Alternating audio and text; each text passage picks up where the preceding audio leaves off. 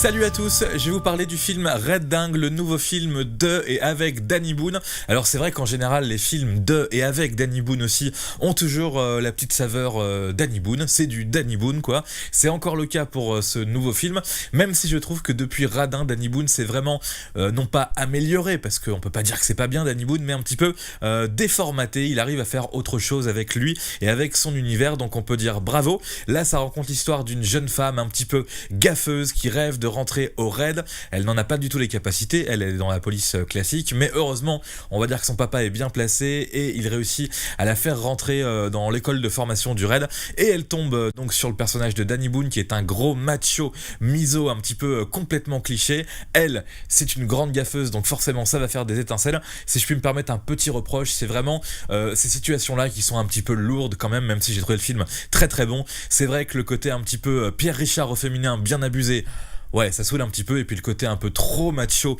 du personnage de Danny Boone, c'est un petit peu vite fait aussi, mais à part ça, franchement, j'ai trouvé que le film, une fois qu'on a évacué tout ça, c'est principalement au début, part vraiment sur un truc assez intéressant. J'ai trouvé que ça mettait bien en valeur, malgré tout pour une comédie, les gens du raid, leur travail, leur manière de fonctionner. On se moque aussi totalement des chaînes d'infos dans ce film, c'est d'ailleurs fait avec LCI, sachant que TF1 Production est en coproduction de ce film, c'est assez intelligent, mais on se moque des chaînes d'infos qui dévoilent ce que vont faire les groupes d'intervention avant qu'ils interviennent même pour le coup. On regarde d'ailleurs à quoi ça ressemble et je continue d'en parler juste après.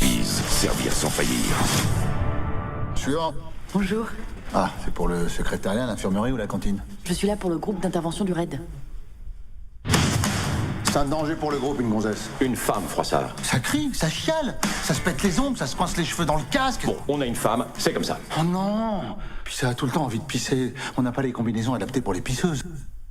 Voilà, quand je parlais du côté un petit peu lourd du début du film avec tout ça, les gaffes et les vannes miso, bon là, c'est le cas aussi dans le début de mon annonce, ça pourra en faire rire aussi certains, et puis c'est vraiment du second degré, c'est vraiment quand même finalement assez bien foutu. Ça dénonce ce genre de fait plutôt que d'en rire avec bêtement. Je parlais donc du raid qu'on voit dans ce film, on voit leur vrai centre de formation, donc on sait qu'un film c'est toujours assez long à monter, on imagine qu'il a commencé à être monté par Danny Boone et compagnie avant qu'il y ait des événements en France qui impliquent soit le raid, soit le GIGN, donc ça paraît compliqué aujourd'hui de faire un film là-dessus, mais c'était donc prévu en amont, et je trouve qu'ils ont réussi à faire une comédie d'action autour de ce sujet assez grave, mais ils ont réussi à en faire quelque chose d'assez divertissant et d'assez intelligent pour le coup. Je reviens vite fait sur Alice Paul qu'on a vu là dans le début de la bande-annonce.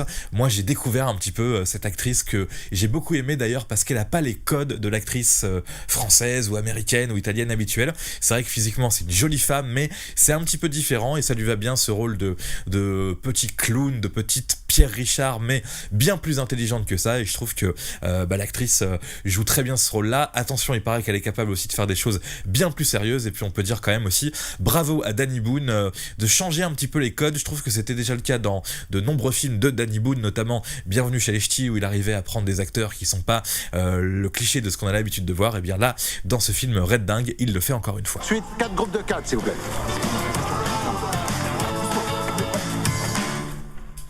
Alors ça, c'est un groupe de 16. J'ai parcouru son dossier, elle a de très grandes qualités. Tu connais ça? Ah, ça énerve ça. Cachée. Double. Et le fait qu'elle porte le même nom que le ministre de l'Intérieur? Mais ça n'a rien à voir. C'est sa fille, mais ça n'a aucun rapport. Voilà, on voit le petit entraînement là à la piscine, on voit la scène où le personnage de Danny Boone apprend que le papa de la jeune fille en question est ministre de l'Intérieur. Il est joué par Michel Blanc, et c'est vrai qu'il est très très bon dans la parodie du ministre un petit peu égocentrique, qui n'hésite pas à prendre sa mission pour son propre intérêt, en tout cas à vraiment utiliser son poste de ministre pour son intérêt familial. C'est très raccord finalement avec ce qui se passe dans la vie politique. Et puis on a vu le monsieur aussi, je vais pas vous dire son nom même si je l'ai marqué là, si je peux quand même vous le dire, François Levental, qui joue le patron du raid, qui est aussi assez excellent. Voilà pour les acteurs principaux. Il y a Florent Père aussi qui jouait pour la première fois dans un film, donc on peut dire bravo, hein. Il joue, on l'a vu dans la bande-annonce, on l'a reconnu avec sa barbe, il joue le collaborateur de Danny Boone dans le raid. Et puis aussi Yvan Attal dans un rôle assez surprenant, je crois pas qu'on le voit dans la bande-annonce, donc je vais pas en parler. Rôle assez surprenant pour Yvan Attal, un petit peu la mode finalement actuelle de prendre entre guillemets des grands acteurs français et puis de leur donner des rôles où on les attend pas et puis s'ils acceptent tant mieux et on s'y attend pas donc on est toujours un petit peu surpris. Faut aller la chercher là. Non, c'est bon, regarde, elle fait encore des bulles. Blou, blou, blou.